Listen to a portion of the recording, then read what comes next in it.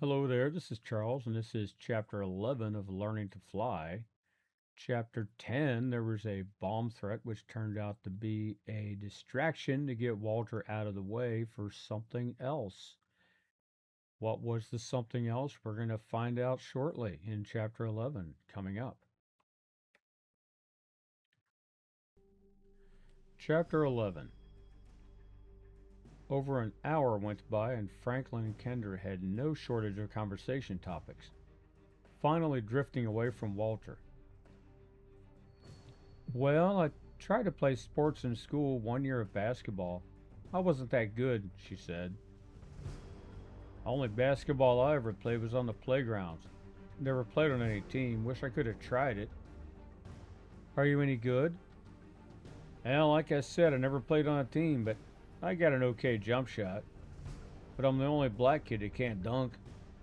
Kendra was taking a sip and spit her drink out in laughter, then picked up a napkin and wiped the drink off Franklin's face.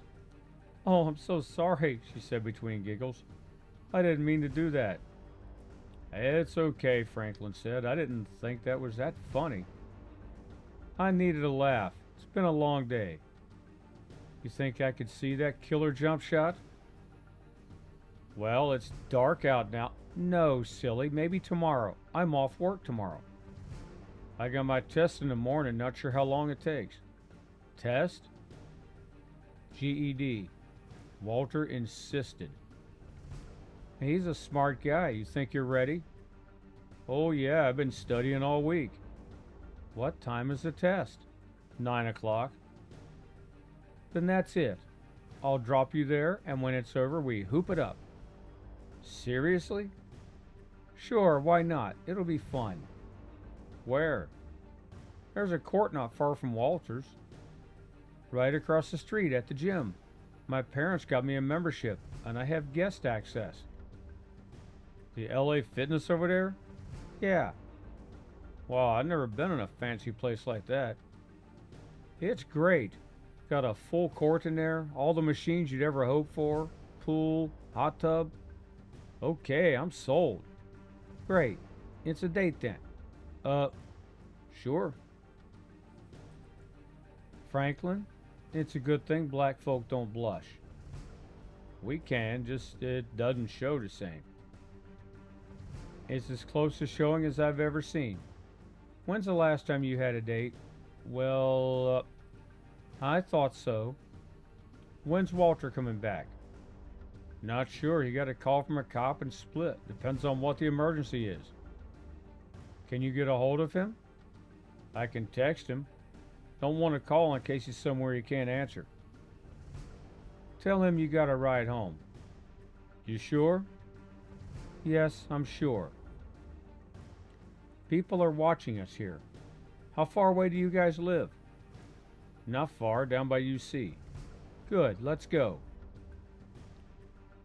Walter showed up at the IHOP 5 minutes later to find that Franklin was nowhere to be found. He checked the restroom and then thought to check his phone. There was a text.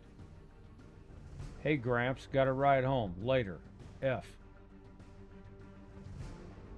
You looking for your friend? The server asked. Yeah, but he sent me a text. Said he got a ride home. You just missed him. They left a couple minutes ago. They? Yeah, he left with Kendra. Man, they were talking up a storm before they left, she said with a wink. Good for him. Later. Walter walked out and took off, arriving at his apartment a few seconds later. When he was sure nobody saw him, he landed, walked in, and met Otis waiting right at the door. You gotta go out, buddy? He hooked the dog up to the leash and took him outside. Otis did his business quickly, but since it was a nice evening, he decided to stay out and walk him around the block. He enjoyed walking Otis because it was the only time the attention was off him.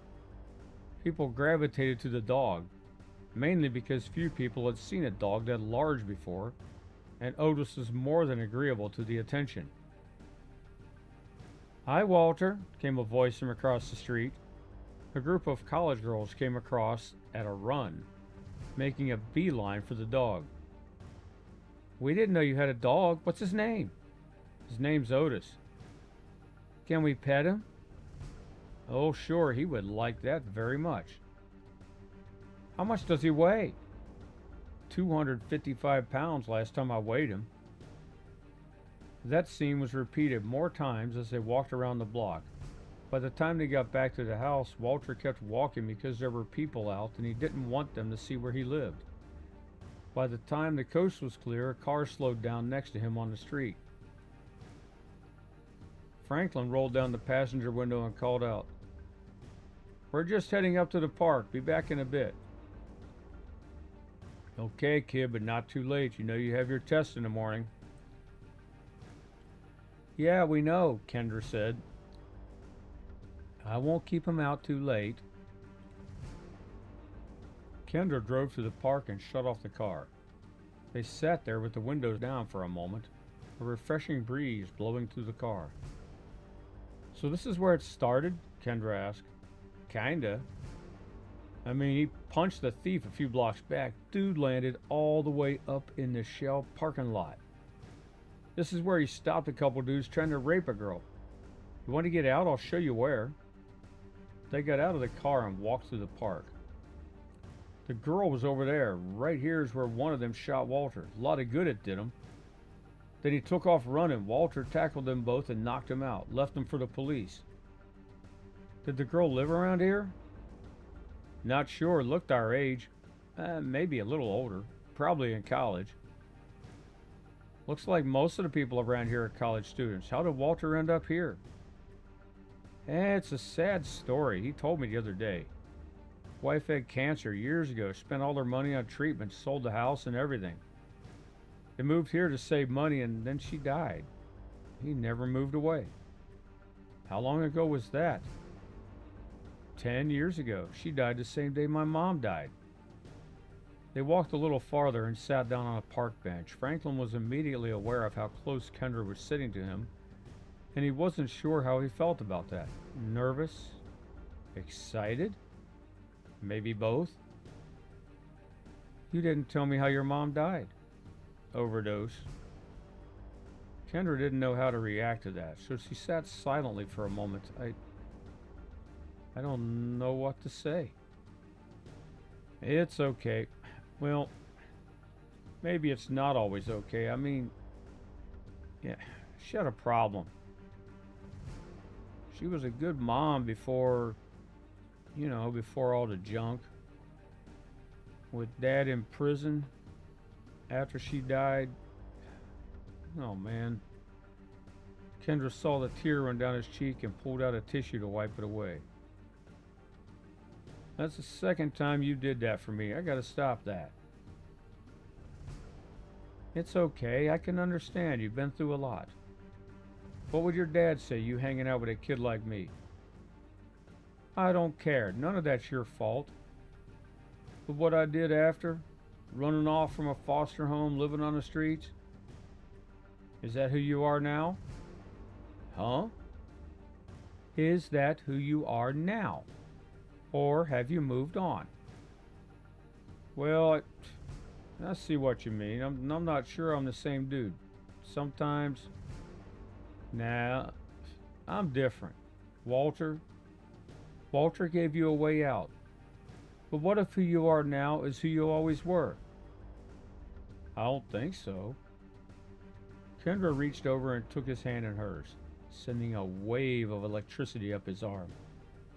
"Look, Franklin, I hardly know you. I'm not sure what I'm doing, really. You just seem like a good guy. All that rough stuff, that's not you. It's part of you. But you lived on the streets all that time and came out still clean. Maybe Walter helped you a bit, but I think who you are now is who you always were. You just needed a nudge in the right direction." Franklin didn't trust himself to say anything, not wanting to ruin the mood, or whatever was happening. He sat there and stared ahead, feeling the warmth of her hand in his, wishing the moment to last longer than he knew it could. Finally, she spoke up. "What time should I pick you up in the morning?" "Huh?" "Oh, Tess is downtown, not far. 8 o'clock good?" Yeah, that's plenty early enough. Well, that will give us enough time for a good breakfast. Yeah, thanks. For giving you a ride? You're welcome.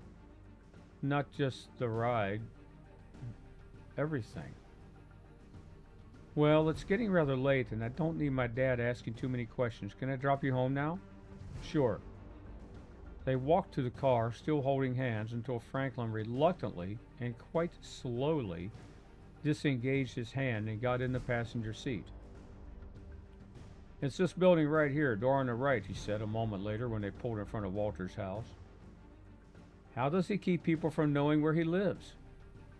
He never goes in or out when people are looking, and he can move pretty fast when he needs to get in without being seen. People know he lives around here somewhere because he walks Otis. Otis? The biggest darn dog you've ever seen. Well, Franklin, it's been a wonderful evening. I'll see you in the morning. Good night. She leaned over and gave him a quick peck on the cheek. From the car to the porch, Franklin was nearly convinced he had gotten some of Walter's powers, as his feet hardly seemed to touch the ground.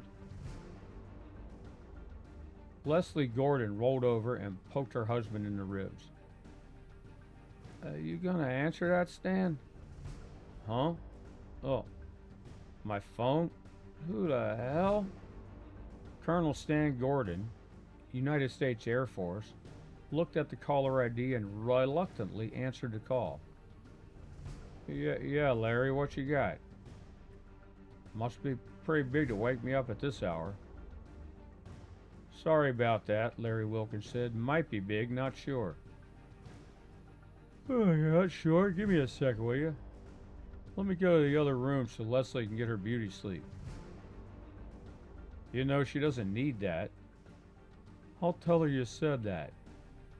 Gordon put on a pair of pants and ambled up to the living room, where he sat down in his recliner and turned on a lamp. Okay, Larry, what is it? We had some weird goings on down here earlier in the evening. It started out with a bomb threat at the Taft. Walter grabbed the bomb and took off. Darn thing was a dud. Someone planted a bad bomb? Worse. It wasn't even real. Went off and popped a little sign out that said boom. Now why in the hell would someone do that? That's what we thought until we got a report on a hijacked semi. You think the fake bomb was a diversion? Yeah, with Walter popping up all over town down here. Crooks wanted him out of the way, but we don't know how bad it is. I got a bill of lading from the shipment. It was headed your way, but I don't know what these part numbers are. And you're hoping I can help you with that? That information might be classified. Yeah, I was afraid of that. But if whatever that truck was carrying is dangerous, we might need to know. You said you have a copy of the bill? You have a secure email I can send it to? Sure. Gordon gave Wilkins an email address and opened a laptop he had sitting on the end table. Okay, Stan, I just sent it. You should have it shortly.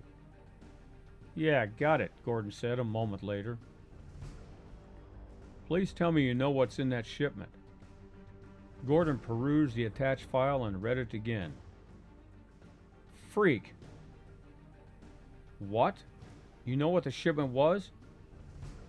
Yeah, a couple new prototypes. Not something you want in the wrong hands. What is it? One of them's some sort of portable EMP. The other one... Come again? You know what EMP is, right? Electromagnetic pulse? Stuff that can fry electronics? I thought newer planes and military vehicles had hardened systems to protect against EMP. Yeah, but these are different. The big fear was always a huge EMP that might fry a whole city or something. But this is a portable unit. It's the size of a rifle and fires a projectile that's smaller than a grenade. The projectile is self-propelled and has a range of about 5 miles or so. It takes a couple seconds to get a radar lock on the target, and then when you fire, the projectile will find the target and attach. Once attached, it can completely disable any vehicle. A standard EMP would only take out the electronics, but this one shuts down the entire vehicle. engines quit, everything. How in the hell? Science is beyond me, but they work. Some older vehicles fare better, but it can be modified to go after certain systems, like to shut down the engines on a targeted vehicle. If these are man portable, why was the Air Force getting a shipment of them? Yeah, like I said, it's a prototype developed by some arms contractor on the East Coast. Vermont, I think. Our boys would like to modify it to put it on planes and helicopters. You could disable whole armored units that way without killing anyone. But imagine using it on an aircraft. That would also work. The enemy pilot can still eject, but his plane becomes useless. The possibilities are endless. Military applications aside, what if it falls into the wrong hands? Used against civilian targets? Use your imagination. I'm sure it could be modified to be used against buildings, but even in its current configuration, the ability to fry any moving vehicle is scary enough. Enough of these in the wrong hands could wreak havoc on the aviation industry. You said the entire semi went missing? Yeah, the driver was knocked out and left on the side of the road. He's lucky they didn't kill him. I trust your boys are on it. We have officers looking for the truck, but we have to assume that by now the cargo has been transferred. Anyway, you said there was something else in that shipment? Yeah, and that one could be bad news. How bad? It's a different projectile fired from the same device, but it doesn't disable the target vehicle. It lets someone with a computer take control. You get that attached to a vehicle, and someone with a computer can connect and remotely control whatever vehicle it's attached to. You can imagine having that capability on a battlefield. But imagine it falling into the wrong hands. Wilkins let out a string of expletives. That's pretty much it. Well, so much for getting any more sleep. I gotta make some calls. Let me know if you come up with anything. Well, I hope you enjoyed Chapter 11. If so, please like and subscribe. And if you'd like any information about my other work, you can check the links in the description below. Take care, and I'll see you on the next one.